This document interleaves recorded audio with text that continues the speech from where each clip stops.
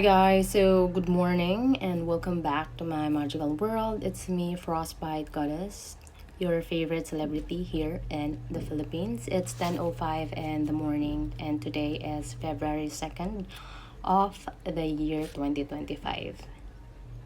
Tama, di ba? So, the sun is our best friend today. It's a good day.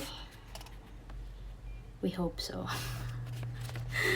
So we are still going to continue page 151 and 152 of the book Mastery. To my new subscriber and my future subscriber, um you're welcome here. So let's start. I'm doing household shit currently right now, and I think later um it's a good day to run. Let's see.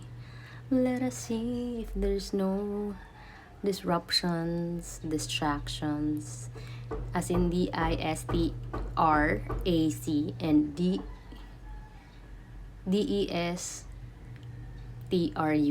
Yeah, both of that. So yeah, let's make this day a productive day. So equally as the king, ang ingay. Ano natin to sisimulan? Si Bambi. Scandalous. My oldest dog. That's not really my dog. It's, my dog is Cream. Not really. Not really Bambi. I wasn't there when, he's growing. So, equally as the king, the basis of his kingdom, the son of his microcosm, the heart of the state. From him, all power arises and all grace stems. The book naturally created a stir, particularly on the continent where Harvey was less known. Opposition primarily came from elder physicians who could not reconcile themselves with a theory that so completely overturned their idea of anatomy. To the numerous publications that came out to discredit his ideas, Harvey remained mostly silent. On occasional attack from eminent physicians would cause him to write personal letters in which he very politely and yet thoroughly refuted their ideas. As he had foreseen, with the strength of his position within the medical profession and the court, and with a great amount of evidence he had accumulated over the years, which was clearly outlined in his book, his theory slowly gained acceptance. By the time of Harvey's death in 1657, his work had become an accepted part of medical doctrine and practice. Mostly ganun, no?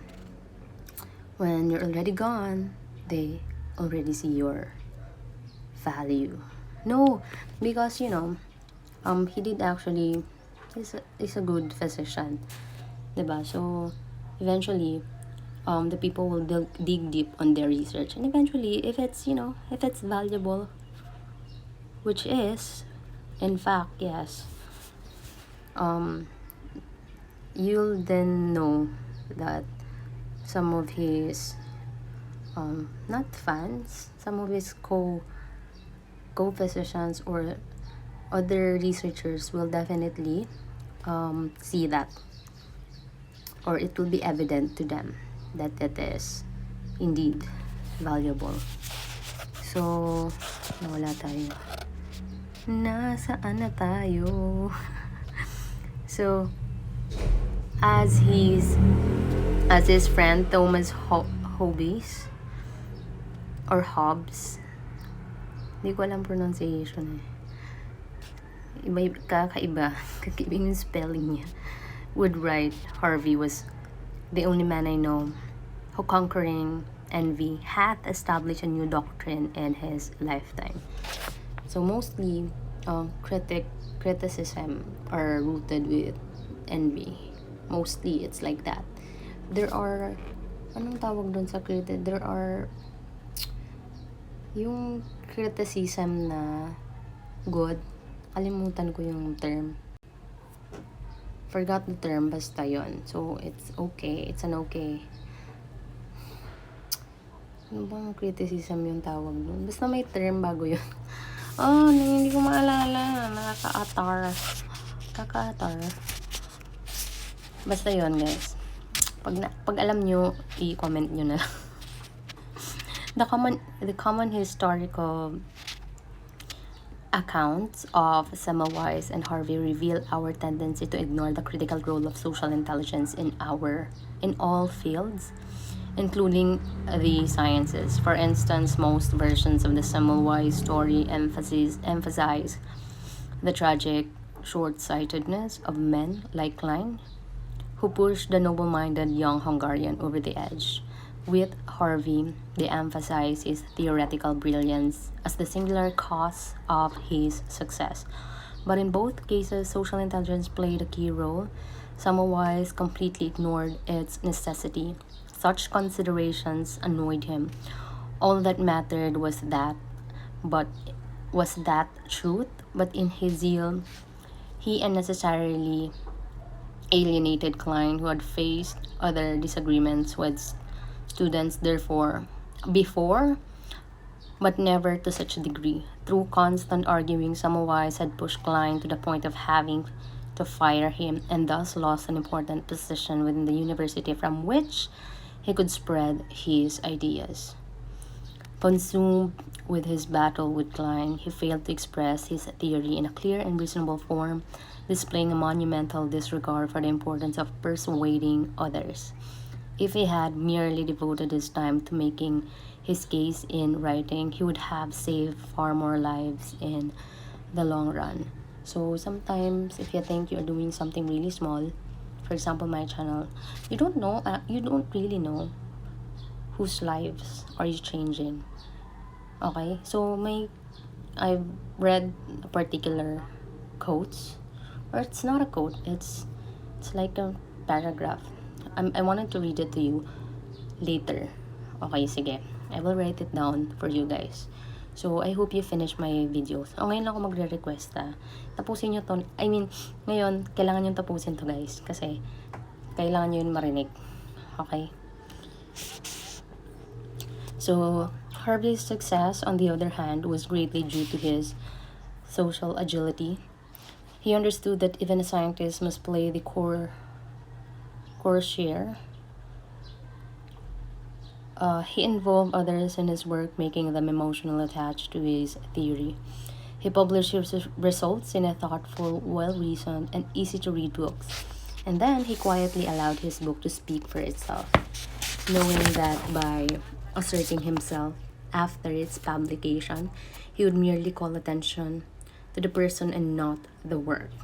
He did not give fuel to the foolishness of others by engaging in petty battles, and any opposition to his theories withered away on its own. You know that petty battles, sometimes you don't need, guys. You don't need to argue. Just let them think, do whatever they want. Because what for? They've already established a certain narrative in their minds, right? So sometimes you're gonna think for yourself, or like, what is the point? They should come to the realization of, their actions and decisions,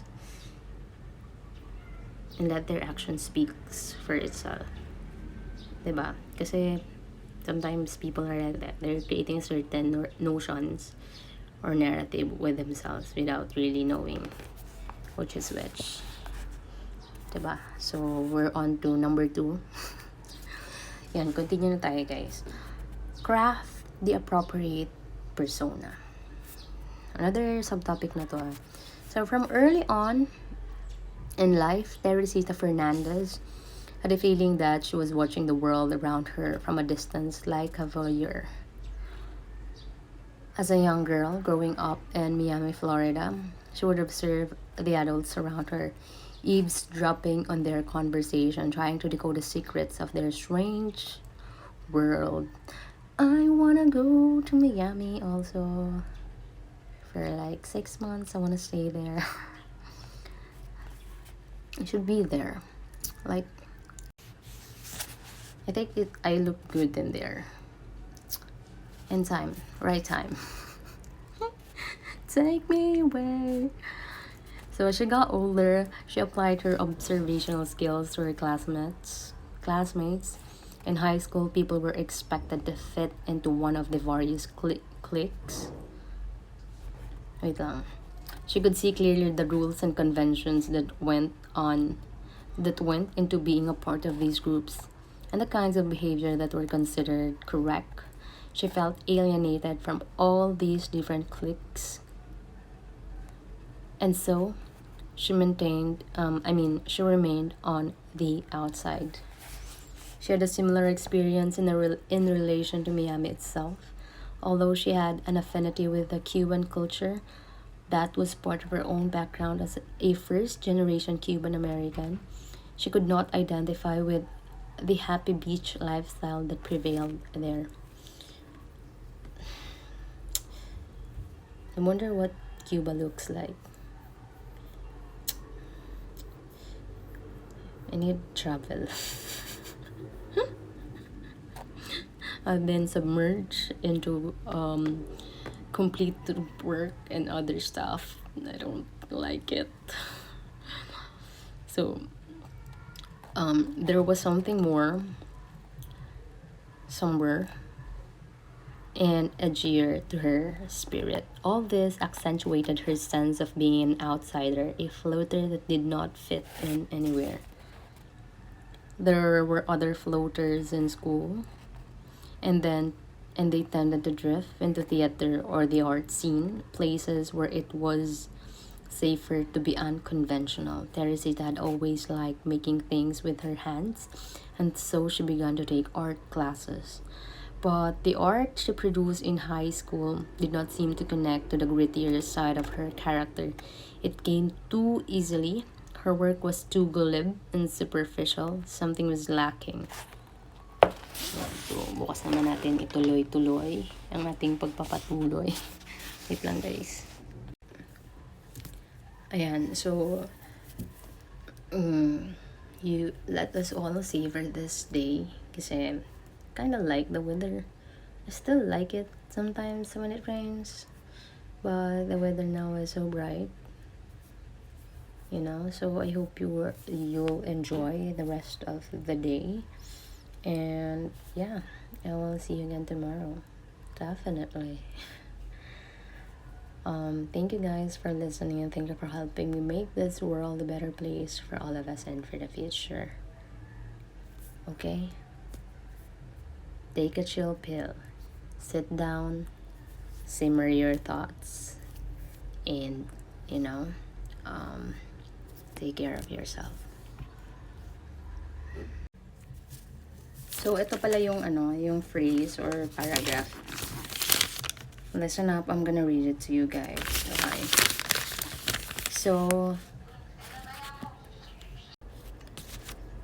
the people you are to serve through your gifts will recognize you.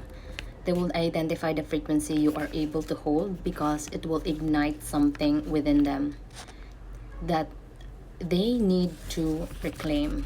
Your job is to stand in the highest embodiment of your life. So they already knew, they already resonated. You are holding like the same frequency, which you guys are both it's kind of like you kind of need each other. It's like lighting a fire in others for them to basically push on life and on their gifts or talents. So ganon. I hope we are understanding. I'm pretty sure matatalino yung viewers ko. Okay, please, if you still can't grasp or like absorb it, i-ano nyo lang, ulitin nyo lang. Diba? Okay, so kaya nyo na yan. Hindi ko pa makalimutan. Sinulat ko guys. Diba? Nag-effort pa ako. Okay, so yun lang.